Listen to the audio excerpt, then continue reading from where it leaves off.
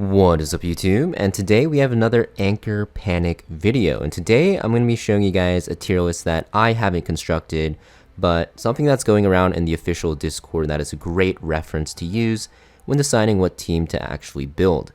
This game is super fun. I highly recommend testing it out if you haven't already. As you can see, I'm level 30. I've been playing this pretty much all day since it's released yesterday, and it's a very fun game and a good way to kill some time. Now, if you guys are wondering what to reroll for because you're starting the game, I do have a guide for that on my channel as well. I'll post it down below. Long story short, Karanissa is a very good character, and there's going to be a couple characters from the regular Link banner that you're going to want to go for that are going to end up being very good as well. So having both of them will be a huge start to your account, and you're going to see that is going to be reflected on the tier list that I show you. So this is the tier list that has been floating around in the official Discord for global. There are a lot of other ones for China and Japan that don't really relate to us because a lot of the characters there aren't really out yet, and you can use them as a reference for the future and for late game when they do eventually come out. But for now, I think on release, getting a good head start is definitely what you want, so this is what we're going to be looking at. And I'm going to talk about some changes that I'd make on this tier list personally because of my experiences basically testing out not almost all, but pretty much most of these characters, right? So at the top here, you have the T0, the tier 0 tier, and we have the character that we just talked about, Karanissa, at the top. This character is the best damage dealer in the game. She's extremely good. It's a reroll target for sure, although it's pretty tedious to reroll for. In the case you don't want to reroll too hardcore, you can just reroll for the other 3 characters in this tier off the permanent banner, and just go for Karanissa, with the summons that you get in the game by progressing. The game is very generous at the start. It gives you a ton of summons and pulls. So basically you can pity on her banner like twice, even 3 times. I think I pitied on hers twice already after like 2 days without spending anything. And you'll be able to get her eventually because she is on the rate up banner. But definitely a character you want to shoot for. She is amazingly strong and just the best damage dealer and honestly the best character in the game. Now the 3 after her, it's basically going to be the 3 reroll targets, Turn, Echo, and Lyra. All are very good supports. Echo has a little bit more damage. Lyra is more of like a healer, but all very powerful. Echo's of the lightning element, so she actually buffs Kara even more, Karanissa. So because of that, they synergize extremely well together. But Turn is just a super strong late game character, and Lyra, even though she's a very good healer, she does fall off later on, like a lot later on. She's a very good pick. These are going to be the T0 characters, pretty much the ones you want to run on your team comps no matter what because they are extremely powerful. Now we drop a tier to T0.5, and there's a lot of characters here. Ones I want to point out are like Olivia, who's running on the current banner. She's okay to go for as well, but you definitely want to make sure you go for Karanissa first, just because she is just amazingly strong, and they cost the same amount of gems to pull for. So Olivia is like the second tier option. Alice is like a free-to-play option that you get from the banner at the start where you can choose from 3 SSRs, and she's the best choice because 1, she does like a lot of damage, and then 2, because she's a lightning element, she's a lot easier to synergize in your Echo and Karanissa team, which we'll be building later on. The other choices are going to be Merlot and Dawn, and even though they're good, their elements make it a little bit harder to synergize, especially in the early game, so because of that, they're a little bit lower on the tier. But, Merlot's still very good because her damage output's insane, but Alice is just way easier to fit into your team comps in the early game. So the next character I want to show you guys and kind of highlight is Centauria. You can see she's in the background right now, and she's an SR character and is a healer. She's of the Quantum attribute, which makes her also easier to synergize because Quantum characters are also very powerful, but she is one of the best free-to-play healers in the game until you actually get Lyra, because of the fact that she just does a ton of healing. If you run a Quantum team and you have like Turn, for example, she just heals so much.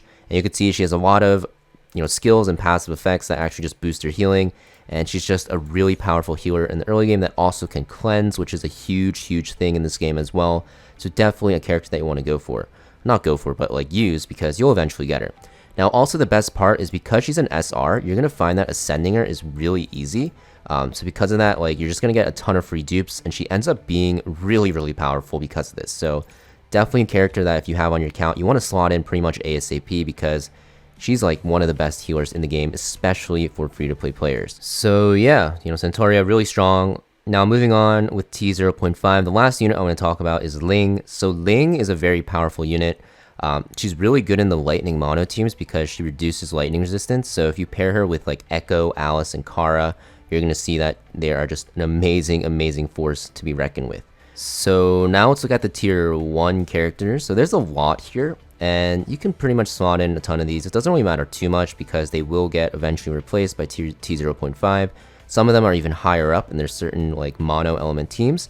But there's going to be one character that I talk about here that I think that pretty much everyone should be aware of because she's so strong. And the character that we're talking about is actually Antelope. And Antelope's a very good SR character. Similar to Centauria, she will be easy to dupe.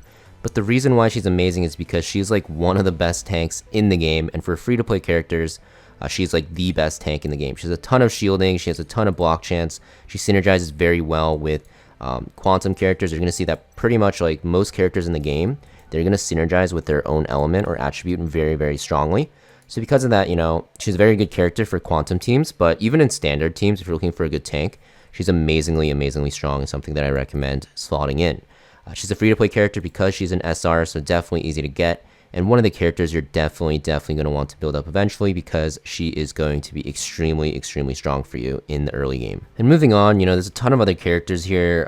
The last character I want to actually, you know, talk about before I end the video is in tier 2. It's Strain. She's a healer as well. She's not nearly as good as Centauria, but if you're finding that you're dying a lot, you can use her. I'm pretty sure you get her for free at the start of the game. There's also quests that have to deal with her, so you'll be doing those quests anyways.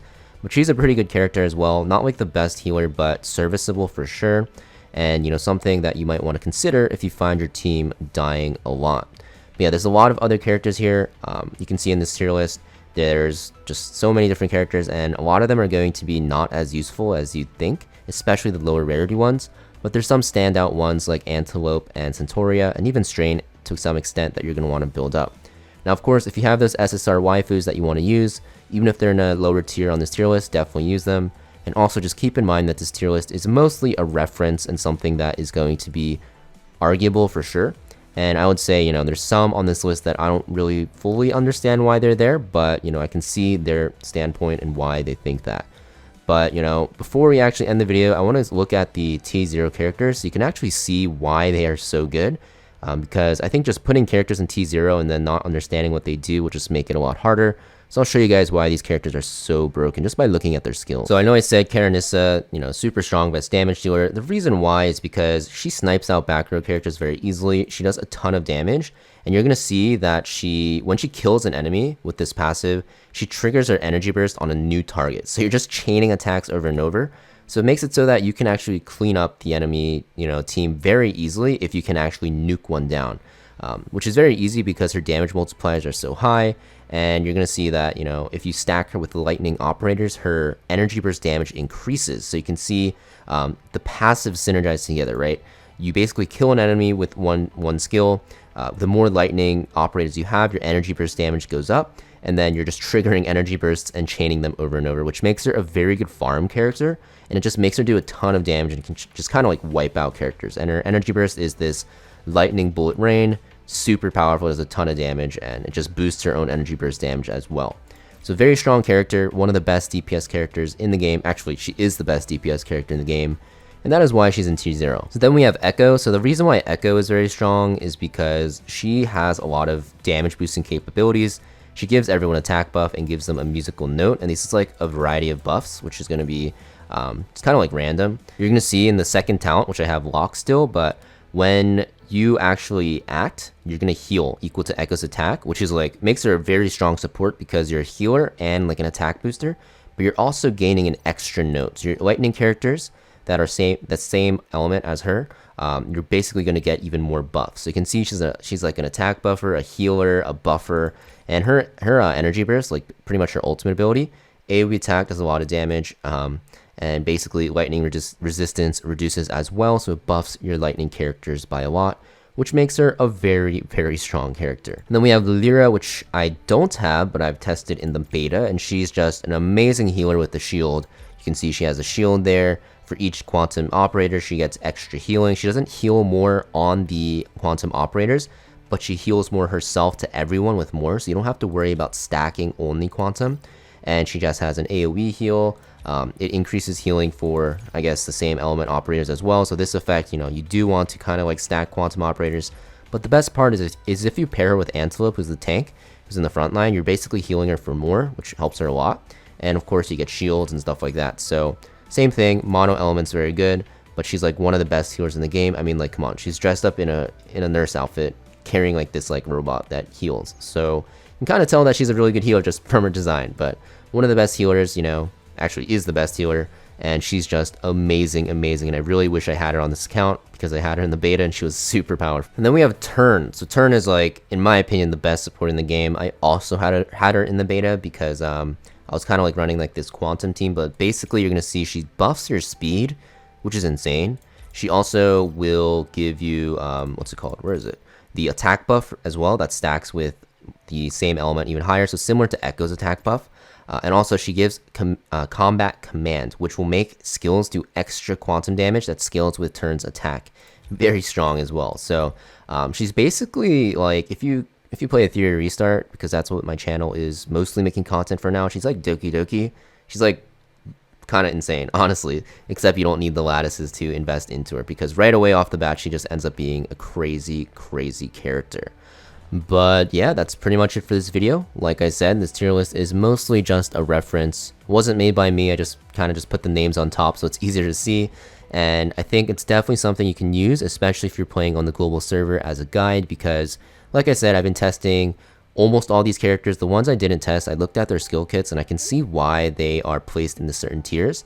But definitely a good reference to use, and maybe some characters work better for you than others, or maybe there's some secret team comps that make them really good. But like I said, this tier list is going to be a great reference in terms of global server players. Now, definitely test out this game. I'm not even sponsored by this game, honestly, but I've been having a lot of fun. I didn't really have any expectations going in, but I've really been enjoying my time in this game because even though there's some things that aren't perfect in this game, the gameplay loop itself and building your characters is really fun, and you get to collect a lot of characters, and there are real skins in this game. But yeah, thank you for watching, guys. Make sure you guys hit that like and subscribe, and I'll see you guys next time.